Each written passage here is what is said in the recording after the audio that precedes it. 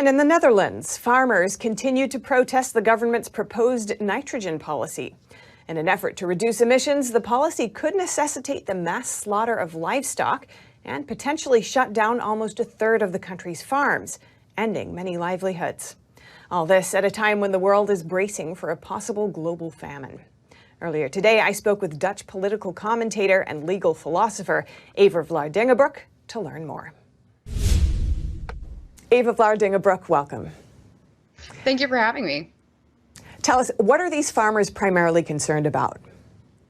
Right, so the farmers are concerned about their land being taken away from them. The Dutch government has recently passed a law that now seems to not even have the proper legal basis, actually, that is going to mean that they're going to have to cut 30% of their livestock before 2030. And the government is selling this as a law that is going to solve a so-called nitrogen crisis, which is a non-existent crisis. Your viewers can go and look the Netherlands up on the map and see that we're a very tiny country that, could not possibly be causing a dangerous nitrogen crisis compared to our neighboring countries who are much bigger that are not subjected to any of these rules. So it's really just a made-up crisis by our government because they want to take these farmers' land.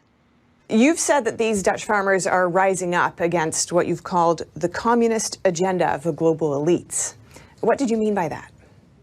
Well, it's communism to the T. If the state comes in and says, I'm going to take away your property for a so-called greater good, I don't know what could be more, essential to communism than that. So it's communism, and I'm saying that it's being done on a global scale because this is part of a bigger agenda than just the agenda of the Dutch government.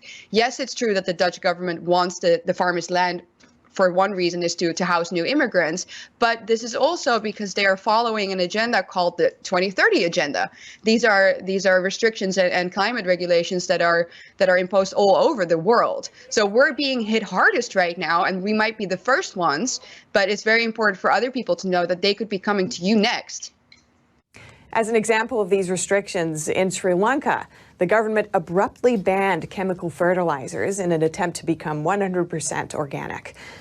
Now, a food and economic crisis is devastating the country.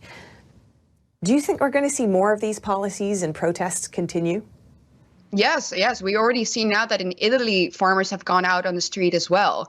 In Poland, farmers are going out. So it's spilling over, which is a really good sign because, like I said, these restrictions are going to be very relevant for everyone because it's a global agenda. They want us to eat bugs. They want us to eat the fake meat that they produce.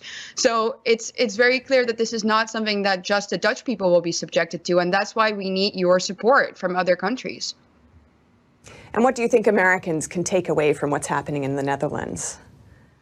Well, from a Dutch perspective, I would say that Americans should be very happy that they have a Second Amendment and that you should protect that with all your strength. Eva Vlaardingenbroek.